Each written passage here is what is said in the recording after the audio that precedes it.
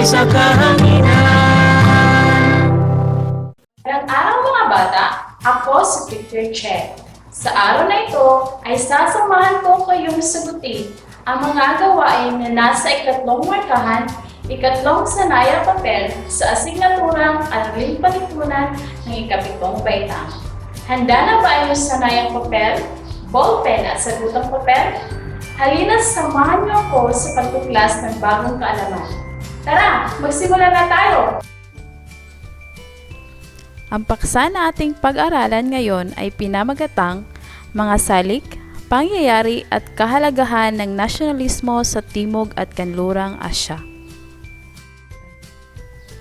Sa bahaging ito ay inaasahan na matutunan mo ang kahulugan ng nasyonalismo, ang mga salik at pangyayaring nagbibigay daan sa pag-usbong at pag-unlad ng nasyonalismo sa mga bansa sa Timog at Kanlurang Asya at kung anong naibubunga nito sa mga bansa at pamumuhay ng mga tao.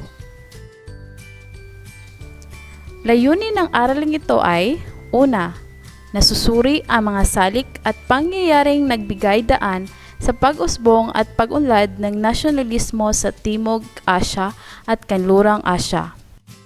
Pangalawa, napapahalagahan ang mga salik, pangyayari at kahalagahan ng nasyonalismo sa pagbuo ng mga bansa sa Timog at Kanlurang Asya.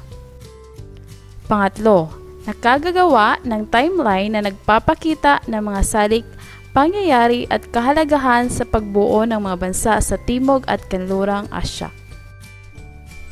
Ang pananakop, pagpasa ilalim sa kapangyarihan at pagsasamantala ng mga bansang kanluranin sa mga bansang Asyano ang nagbigay daan sa pag-usbong ng nasyonalismo sa Asya. Ang nasyonalismo ay damdaming makabayan na may pakikita sa matinding pagmamahal at pagpapalaga sa inang bayan. Ang nasyonalismo sa Asya ay may iba't ibang anyo. Ito ay defensive nationalism at aggressive nationalism.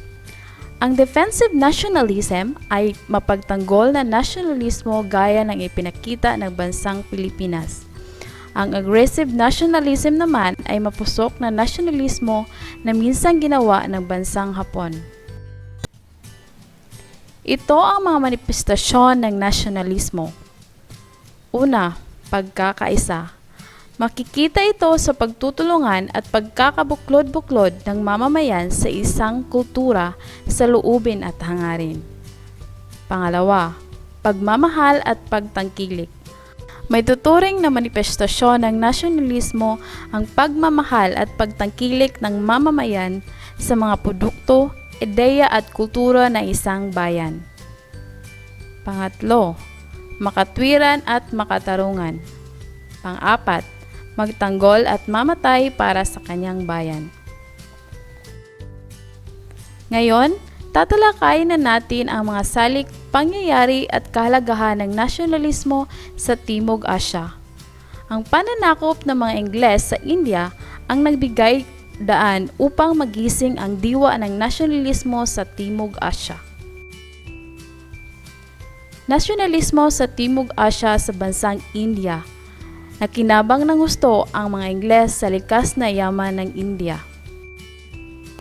Nagpatupad ang mga Ingles ng patakaran na hindi angkop sa kultura ng India tulad ng pagpapatigil ng female infanticide at sote o sati. Female infanticide ay ang pagpatay sa mga batang babae. Sote o sati ang pagpapatiwakal ng mga biyudang babae at pagsama sa libing na namatay na asawa. Naging dahilan din ang paglaban ng mga Indian ang di pantay na pagtingin sa kanilang lahi o racial discrimination. Ito ang naging dahilan upang maisagawa ang pag-aalsa ng Sepoy. Rebelyong Sepoy, ito ay unang pag-aalsa ng mga Indian laban sa mga Ingles. Mas matindi pa ang pagpapakita ng nasyonalismo ng mga Indian nang maganap ang Amritsar Massacre noong April 13, 1919. Amritsar Massacre ay ang pagmamaril ng mga sundalong Ingles sa mga mamamayang Indian sa isang selebrasyon. Sa kaganapang ito, namatay ang mga 379 katao at mayroong halos 1,200 na katao ang mga nasugatan. Mohandas Karamchand Gandhi. Siya ang nangunang leader na nasyonalista na may layuning matamo ang kalayaan ng India. Siya ang nagpakita ng mapayapang paraan sa paghingi ng kalayaan o non-violence o ahimsa. Hinimok niya ang pagboykot ng mga Indians sa lahat ng produkto ng mga Ingles at sa lahat ng may kaugnayan sa mga Ingles. Ang pagtangkilik at mataas na pagtingin sa sariling mga produkto, bagay, ideya at kultura na nagmula sa sariling bayan at ang kanyang hindi pagbabayad ng buwis sa mga Ingles ay maituturing na isang manifestasyon ng nasyonalismo. Sinimulan niya ang civil disobedience o hindi pagsunod sa pamalaan. Ang mga Indian ay nagkaroon ng hiwalay na pagkilos dahil sa kanilang magkakaibang pananampalataya. Naitatag ang All Indian National Congress sa panig ng mga Hindu na ang layunin ay matamo ang kalayaan ng India. Naitatag naman ang All Indian Muslim League noong 1906. Pinamumunuan nito ni Ali Jinnah na kung saan ang interes ng mga Muslim ang binigyang pansin. Layunin ng mga kasapi nito na magkaroon ng hiwalay na estado para sa mga Muslim. Dumako naman tayo sa nasyonalismo ng mga bansa sa Kanlurang Asya. Ang nasyonalismo sa Kanlurang Asya ay hindi agad na ipakita dahil karamihan sa mga bansa rito ay hawak ng dating malakas at matatag na Imperyong Ottoman noong 1453 hanggang 1918. Nang bumagsak ang Imperyong Ottoman, naipatupad sa mga bansa sa Kanlurang Asya ang sistemang mandato. Ang sistemang mandato ay nangangahulugang isang bansa na naghahanda upang maging isang malaya at isang nagsasariling bansa. Ang bansang Kuwait ay isa sa mga bansa na unang lumaya sa Kanlurang Asya noong 1759. Natamo naman ng Lebanon ang kalayaan sa Imperyong Ottoman noong 1770 at noong 1926, ito ay naging ganap na republika sa ilalim ng mandato ng bansang France. Noong 1926, pinangalanan ni Abdul ang lugar na Saudi Arabia nang pinahayag niya ang sarili bilang hari ng Al-Hijaz. Ang bansang Iraq naman ay naging protektado ng England noong 1932. Isa naman ang bansang Turkey sa humingi ng kalayaan sa pamumuno ni Mustafa Kemal.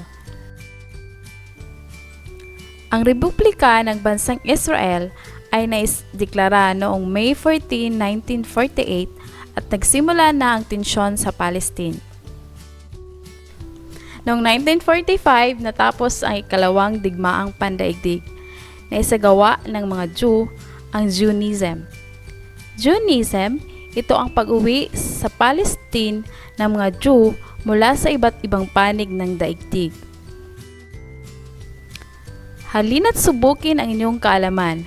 Magpunta sa iyong ikapitong pahina ng iyong sanayang papel at puntahan ang unang gawain na pinamagatang larawan suri, na ang panuto ay suriin ang mga sumusunod na larawan batay sa mga salik at pangyayaring nagbigay daan sa pag-usbong at pag-unlad ng nasyonalismo sa Timog Asya at Kanlurang Asya.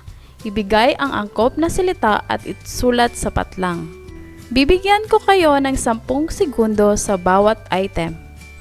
Handa na ba kayo? Simulan na natin. Maraming mamamayang Indian ang namatay sa isang selebrasyon dahil sa pamamaril ng mga sundalong Ingles. Ano kaya ang tinutukoy sa larawang ito? Ang 10 segundo ay magsisimula na.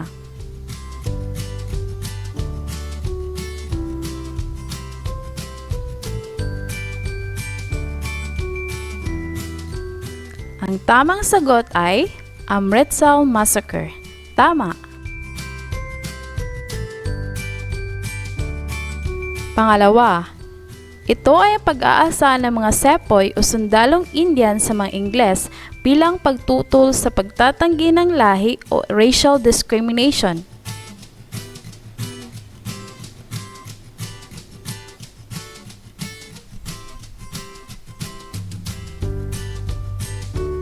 Ang tamang sagot ay Rebelyong Sepoy. Ito ay tumutukoy sa pagpapatiwakal ng mga biyodang babae at pagsama sa libing ng namatay na asawa.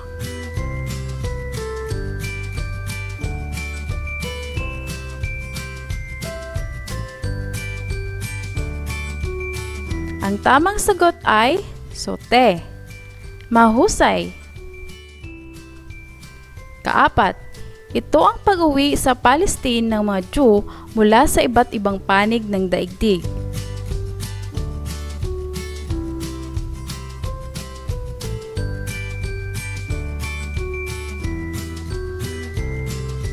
Tama! Ang sagot ay Zionism. Ito ay tumutukoy sa pagpatay sa mga batang babae.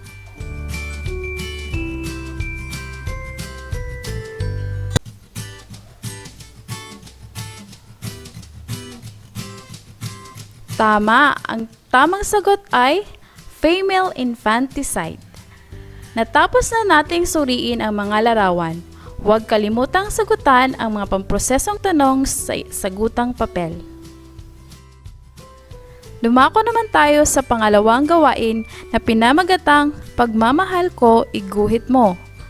Panuto, gumuhit na isang simbolo na nagpapakita ng pagpapahalaga ng mga salik, pangyayari at kahalagahan ng nasyonalismo sa pagbuo ng mga bansa sa Timog at Kanlurang Asya.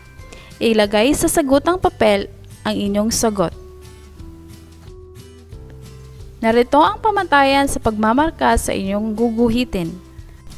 Disenyo, mahusay na pagkaguhit at maayos ang pagkakulay nito. May 10 puntos. Kaangkupan, angkop sa temang ibinigay, kaaya-aya at nakakaengganyo, may 10 puntos. Kalinisan, malinis ang pagkakagawa, may 5 puntos, na may kabuuan, 25 puntos. Ito ang halimbawa para sa inyong gagawin. Aklat ang ginuhit ko sapagkat dito nababasa natin ang kahalagahan ng pagmamahal sa bayan. May naisip na ba kayo? Kung wala pa, pwede nyo itong balikan mamaya. Tandaan, huwag kalimutang sagutan ang mga pamprosesong tanong. Dumako naman tayo sa pangatlong gawain na pinamagatang Kakulangan ko, punan mo.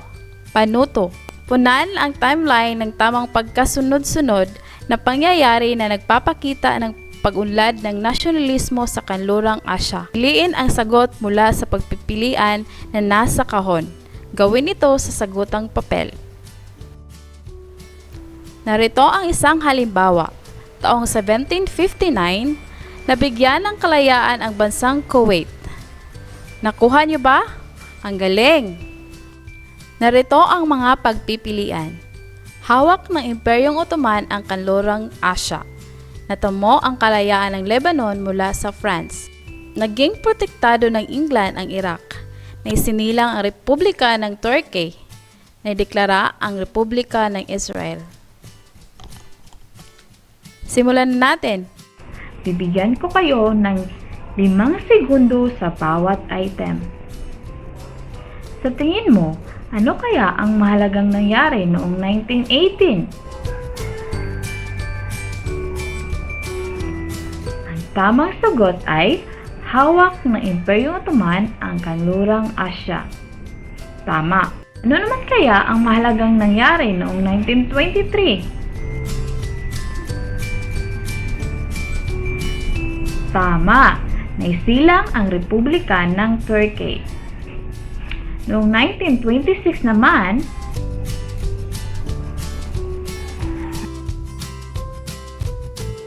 tamang sagot ay natamo ang kalayaan ng Lebanon mula sa France.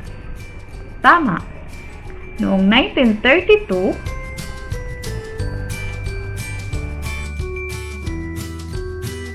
mahusay, naging protektado ng England ang Iraq. Ano naman kaya ang mahalagang nangyari noong 1948?